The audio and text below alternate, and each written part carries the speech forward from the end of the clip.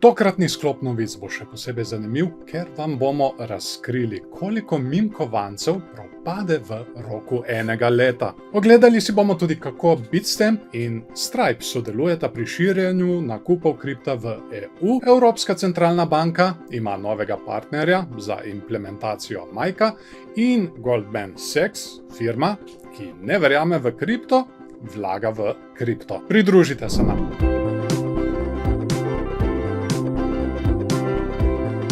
97% meme kovancev propade v roku enega leta. Nova raziskava, ki jo je izvedla platforma Chainplay, razkriva zaskrbljujočo resnico o preživetju meme kovancev. Ti digitalni žetoni, ki so sprva veljali za internetne šale, so v zadnjih letih pridobili izjemno priljubljenost, s čimer so se povzpeli na 4. mesto po vrednosti na trgu kriptovalut. Med najvidnejšimi meme kovanci sta denimo Dogecoin in Pepe, ki sta pritegnila veliko pozornosti tako medijev kot vlagateljev. Vendar pa novo poročilo z naslovom State of Memecoin 2024 osvetljuje tudi temnejšo stran tega hitro rastočega trga, saj ugotavlja, da kar 97% projektov z meme kovanci ne preživi niti enega leta. Raziskava, objavljena 13. avgusta 2024, je analizirala več kot 30.000 projektov z meme kovanci na različnih blockchain platformah, kot so Ethereum, Solana in Base. Ugotovitve kažejo, da je povprečna življenjska doba meme kovanca le eno leto, kar je precej manj kot pri drugih kriptoprojektih, katerih povprečna življenjska doba znaša 3 leta. Poleg tega, kar 97% vseh meme kovancev že ne obstaja več, pri čemer vsak mesec izgine več kot 2000 projektov. To visoko stopnjo propadanja gre pripisati špekulativni naravi teh sredstev, saj skoraj 60% vlagateljev v meme kovance vidi kot kratkoročne naložbe. Raziskava je tudi pokazala, da meme kovanci, ki so bili lansirani leta 2020, umirajo s hitrostjo 20 projektov na mesec, kar kaže na težave novih projektov, da bi pridobili dovolj podpore in preživeli na dolgi rok. Chainplay je opredelil mrtve meme kovance na podlagi 4 dejavnikov. 24-urna količina trgovanja manjša od $1000, brez posodobitev na Twitterju v zadnjih 3 mesecih, likvidnostni sklad manjši od $50,000 ali izbrisan račun na Twitterju. Še bolj skrb vzbujajoča je visoka stopnja zlonamerne dejavnosti znotraj trga meme kovancev. Raziskava razkriva, da je več kot polovica analiziranih meme kovancev označena kot zlonamerna. Blockchain platforma Base ima najvišjo stopnjo zlonamernih kovancev, sledita pa ji Ethereum in Solana. Kljub temu so revizijska poročila pokazala, da so lahko učinkovita pri prepoznavanju prevarantskih projektov z uspešnostjo v 81%. Kljub visokim tveganjem in nestanovitnosti pa meme kovanci še vedno pritegnejo veliko vlagateljev. 2/3 vlagateljev v kriptovalute je že poskusilo trgovati z meme kovanci. Raziskava pa kaže tudi razliko v sentimentu glede na izkušnje vlagateljev. Medtem ko novinci na trgu, tisti, ki so v kriptosvetu manj kot 6 mesecev, meme kovance dojemajo kot nujne za svoje portfelje, bolj izkušeni vlagatelji pristopajo k temu bolj previdno. Mediji so do meme kovancev večinoma opredeljujejo skeptično, saj le 13% novic o teh digitalnih sredstvih izraža optimističen ton. To odraža splošno previdnostno stališče do te industrije in njenih potencialnih tveganj. Kljub visokemu deležu neuspešnih projektov pa interes za meme kovance ostaja visok. Platforma Pump.fun, ki temelji na blockchainu Solana in omogoča lansiranje meme kovancev, je v 24 urah ustvarila več kot $5,3 milijona prihodka, kar je osupljiv znesek v primerjavi z uveljavljenimi blockchain omrežji, kot sta Ethereum in Solana. Zato tudi vedno opozarjam, v meme kovance samo drobiž. Za vas izvajamo tudi nagradno igro. Tukaj lahko vidite, imam zelo luštne poletne kape. Crypto is the answer. No, te trenutno nimam. Eat, Sleep by Crypto Repeat, Crypto Mama, Crypto update. Dobite jih lahko tako, da komentirate spodaj, kaj si mislite o novicah ali pa samo katero kapo bi si želeli, in mi bomo v naslednji epizodi izžrebali dobitnike. Zato ne pozabite komentirati. No in zdaj bomo izžrebali enega uporabnika, ki je komentiral pod videom iz prejšnje epizode. Tukaj imam že pripravljene listke v tej posodi. Šli bomo na old school. Po vsaki novici bomo izžrebali enega, tako da to je ta prvi. Pa da vidimo. Matjaž Škerjanec. Jaz upam, da se vidi, se bo sicer tudi izpisalo na zaslonu. Tako da, Matjaž, prosim, pošli e-mail na hq@cryptomat.io, da prejmeš svojo nagrado. Bitstamp pomaga Stripeu pri širjenju nakupov kripta v EU. Bitstamp, ena izmed najstarejših in najbolj uveljavljenih kriptoborz na svetu, je 7. avgusta 2024 napovedala novo partnerstvo s fintech platformo Stripe, s čimer bo kriptovalute, kot je Bitcoin, naredila bolj dostopne v Evropi. To partnerstvo omogoča uporabnikom v Evropski uniji nakup kriptovalut preko Stripeove rešitve Fiat2Crypto on-ramp, kar pomeni, da bodo lahko kupovali kriptovalute z uporabo tradicionalnih valut preko Stripeove platforme. Stripe je svojo rešitev Fiat2Crypto on-ramp lansiral maja 2023, da bi omogočil transakcije posameznikom, ki nimajo kriptovalut v svojih denarnicah. Ta platforma omogoča strankam nakup kriptovalut v trenutku, ko jih potrebujejo, ter njihovo menjavo v druge vrste sredstev. Stripeova rešitev se sooča s tako imenovanim cold start problemom, ki se nanaša na težave pri zagonu novih kriptovalut ali storitev v tem prostoru, saj uporabnikom omogoča, da hitro in enostavno dostopajo do kriptovalut, ko jih potrebujejo. Stripe ponuja dve različici svoje on-ramp rešitve. Prva je integrirana rešitev, ki razvijalcem omogoča, da s pomočjo nekaj vrstic kode vključijo možnost nakupa kriptovalut neposredno na svoji spletni strani ali aplikaciji. Druga je Stripeova lastna rešitev, ki jo gostijo na crypto.link.com, kamor lahko podjetja usmerjajo svoje stranke, ne da bi se morali ukvarjati s tehničnimi vidiki kode. V sklopu tega novega sodelovanja bo Bitstamp skrbel za pretvorbo fiat valut v kriptovalute ter njihov prenos do potrošnikov. Bitstamp bo to storitev ponujal za več kriptovalut, vključno z Bitcoinom, Ethereumom, Solano, Stellarjem in stabilnim kovancem USDC. To partnerstvo hkrati širi tudi storitev Bitstamp as a Service, ki predstavlja kriptorešitev na zahtevo in ponuja infrastrukturo za podporo različnih kriptotransakcij. Stripe se pri tem partnerstvu drži tudi vseh regulativnih zahtev, kot so preverjanja identitete strank, to je KYC, in preverjanja sankcij, kar zagotavlja, da so vse transakcije skladne z zakoni in se kriptovalute lahko hitro in varno prenesejo po uspešno opravljenem preverjanju. Rešitev Stripe omogoča plačevanje s kreditnimi in debetnimi karticami ter orodji, kot je Apple Pay, in je na voljo v državah Evropske unije in Združenih državah Amerike z izjemo Havajev. Novica o tem sodelovanju prihaja le nekaj mesecev potem, ko je aplikacija za trgovanje z delnicami Robinhood junija 2024 napovedala, da bo prevzela Bitstamp za $200 milijonov.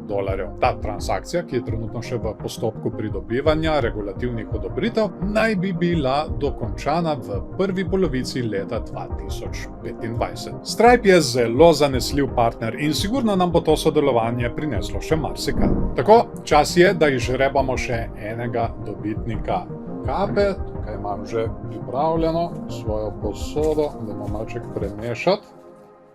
In imamo, to je Janko Peršak 8414, bom pokazal tudi tukaj v to kamero, upam, da se vidi, se pa bo izpisalo tudi na zaslonu. Tako da, Janko, prosim, kar piši na hq@cryptomat.io, da ti lahko pošljemo kapo. Evropska centralna banka združila moči s Crystal Intelligence za MiCA implementacijo. Evropska unija se pripravlja na uveljavitev novega zakona MiCA, ki bo predstavljal prvi celovit regulativni okvir za industrijo kriptovalut. S tem bo Evropska unija postala prva jurisdikcija na svetu, ki bo imela celovit sistem pravil za digitalna sredstva. Kljub temu, da gre za pomemben korak v regulaciji kriptovalut, se pričakuje, da bo dejanska implementacija tega zakona prinesla številne izzive. Hedi Navazan, vodja skladnosti in regulativnih zadev pri podjetju Crystal Intelligence,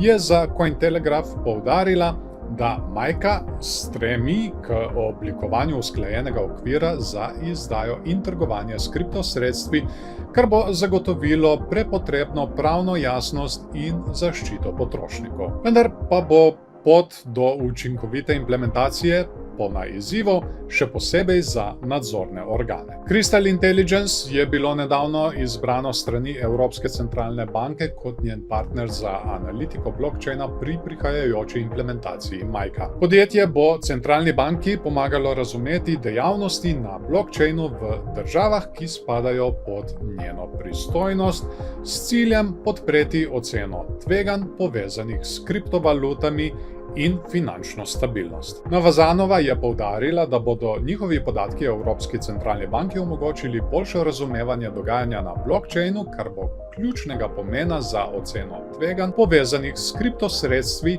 in za ohranjanje finančne stabilnosti. Vendar pa tehnološka kompleksnost lahko povzroči zamude pri postopnem uvajanju MiCA. Navazanova je izrazila zaskrbljenost, da bi lahko zaradi tehničnih zahtev prišlo do pozivov k podaljšanju roka za implementacijo zakona. Upoštevati je treba tudi čezmejno naravo kriptosredstev, kar še dodatno otežuje izvrševanje regulativnih zahtev in zahteva močno mednarodno sodelovanje ter mehanizme za deljenje informacij. Eden izmed najbolj zahtevnih vidikov zakona bo nadzor nad izdajatelji stabilnih kovancev, kar je še posebej pomembno po zrušitvi ekosistema Terra. Z napredovanjem MiCA bo vloga nadzornih organov pri zagotavljanju stabilnega in preglednega trga kriptovalut ključna. Crystal Intelligence je doslej skupaj s sodelujočimi iz javnega in zasebnega sektorja ter z vidnimi kriptopodjetji, kot so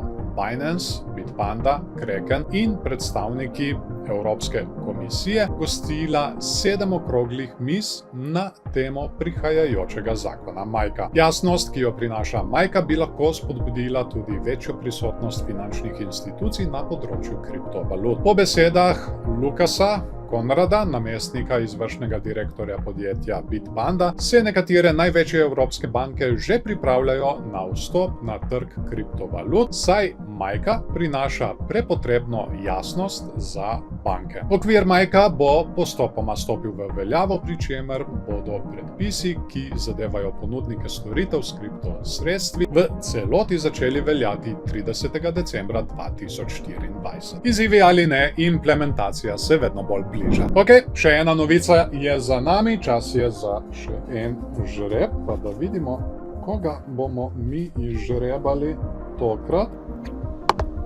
To je uporabnik Ena Astrus. Tako pokažem še kameri, se bo pa izpisalo tudi na zaslonu, tako da prosim za kontakt na e-mail hq@cryptomat.io, da lahko pošljemo nagrado. Če so vam všeč naše novice, dajte video všeček in naročite se na naš kanal in seveda pritisnite tudi zvonček, da ne boste zamudili naslednje epizode. Goldman Sachs, ki ne verjame v kripto, vlaga v kripto. Goldman Sachs, ena največjih svetovnih investicijskih bank, je kljub svoji pretekli skeptičnosti do kriptovalut zdaj razkrila obsežne naložbe v Bitcoin Spot ETF. Nedavna prijava obrazca 13F pri Ameriški komisiji za vrednostne papirje in borzo, SEC, je pokazala, da banka trenutno drži Bitcoin Spot ETF naložbe v vrednosti $418 milijonov. Med temi naložbami izstopa $238 milijonov vloženih v BlackRockov iShares Bitcoin Trust IBIT, kar kaže, da ta sklad pridobiva močno podporo med institucionalnimi vlagatelji. vlagatelji. Poleg naložbe v IBIT, Goldman Sachs prav tako vlaga $79 milijonov v Fidelityjev Bitcoin ETF, $56 milijonov v Invesco Galaxy in $35 milijonov v Grayscale GBTC. No, ta velika vlaganja kažejo, da se je Goldman Sachs kljub svojemu prejšnjemu nezanimanju za kriptovalute, ko so njihovi vodilni predstavniki javno izrazili dvom o njihovi vrednosti, zdaj odločno premaknil v smeri vključevanja digitalnih sredstev v svoje portfelje. BlackRockov IBIT je postal izstopajoč med institucionalnimi vlagatelji, saj je v prvem četrtletju letošnjega leta 1/5 neto prilivov v ETF sklade pri BlackRocku šla prav v njihov spot Bitcoin ETF. To potrjujejo tudi podatki o povprečnem dnevnem prometu, ki ga je IBIT dosegel na platformi Tradeweb, kjer je v prvih 6 mesecih dosegel povprečni dnevni promet v višini $4,2 milijona. Ironično je, da je Goldman Sachs v preteklosti izrazil dvom o kriptovalutah, pri čemer je Sharmin Mossavar Rahmani, glavna investicijska direktorica enote za upravljanje premoženja banke, javno izjavila, da ne verjamejo v kriptovalute kot razred naložb. No, medtem ko Goldman Sachs ni bil naklonjen kriptovalutam, pa so druge finančne institucije, kot je Citigroup, začele raziskovati priložnosti na tem področju, kot na primer tokenizacijo zasebnih lastniških skladov z uporabo blockchain tehnologije Avalanche, kar kaže na rastočo zanimanje in potencial v tej industriji. Torej, imamo nekoga, ki ne verjame v kripto, kljub temu pa investirava. Razumi to, če moraš. Ok, in zdaj je še čas, da izžrebamo končnega dobitnika kapice. Pa da vidimo, kdo je tole. To je Branko Pečečnik 8713. Bom pokazal tudi v kamero in izpisalo se bo tudi na naslovu. Tako da prosim za kontakt na hq@cryptomat.io, da lahko pošljemo kapo. Ne pozabite komentirati spodaj pod videom, kaj si mislite o tokratnih novicah.